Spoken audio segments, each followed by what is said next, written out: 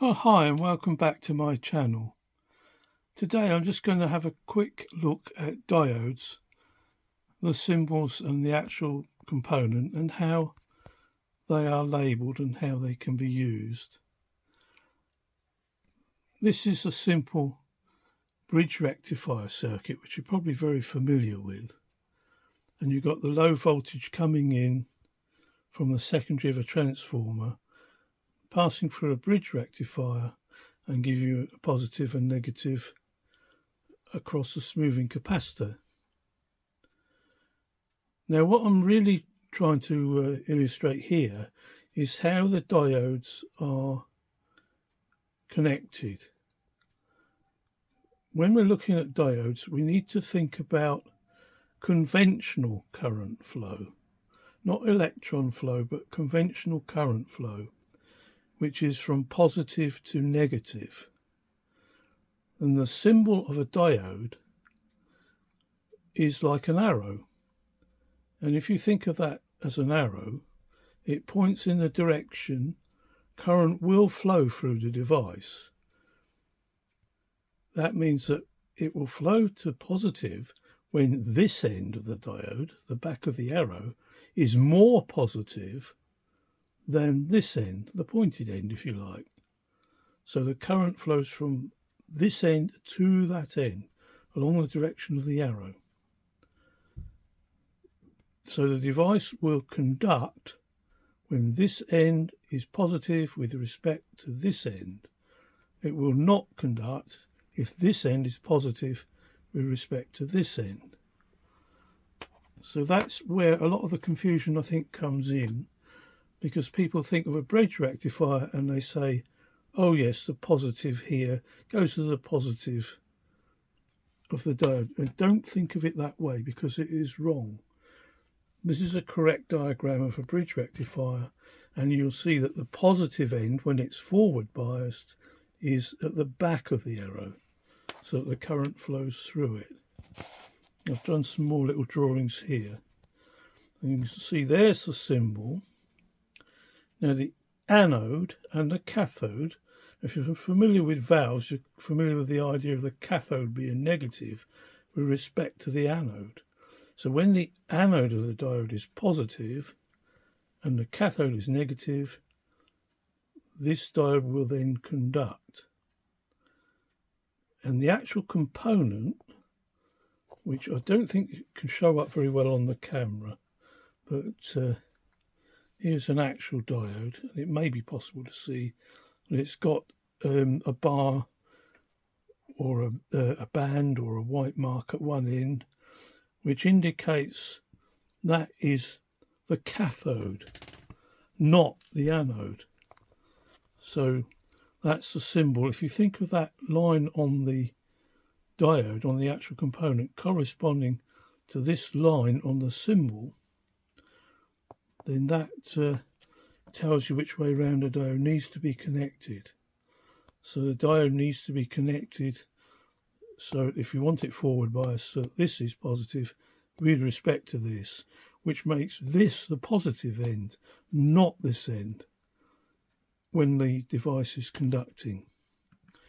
So this question came up because we were looking at obtaining a voltage reference using diodes forward biased in series.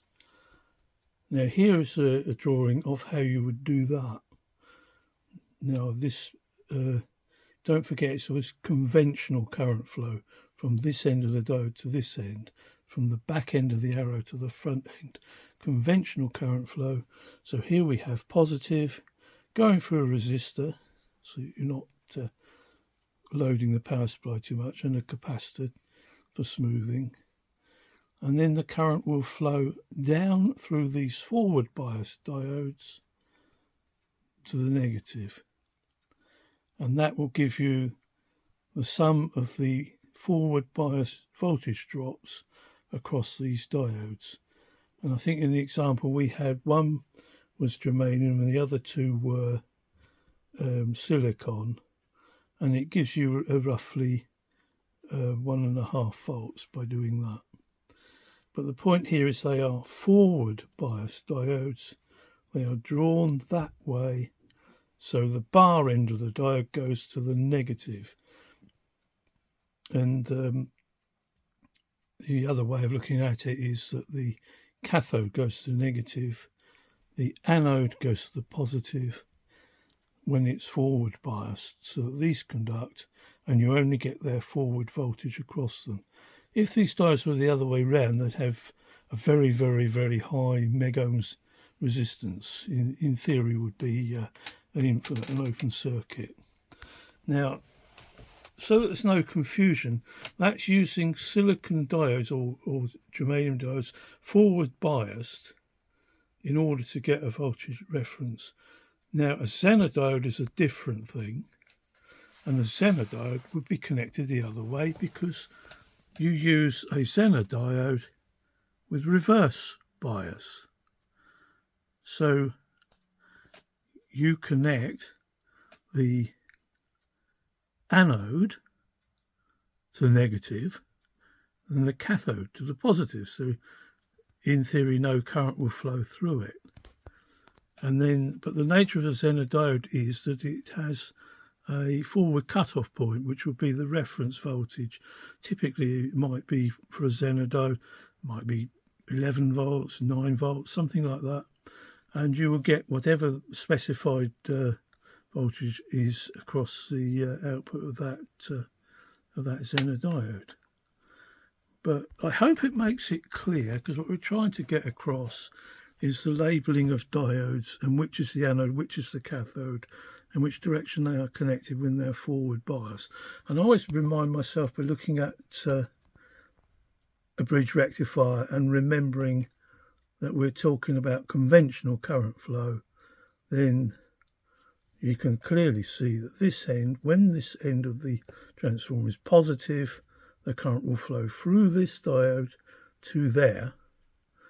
When this is negative, it will flow through this diode and down to the negative. And the same applies to this end. So either one end will, because it's AC, one end will be positive and then the other will be positive, and it will always flow so that this is always receiving a positive and this is always receiving negative. But that's the main point, really. That's the correct way to forward bias diodes to get a voltage reference. I hope that's helpful to some, and thanks for watching. Goodbye.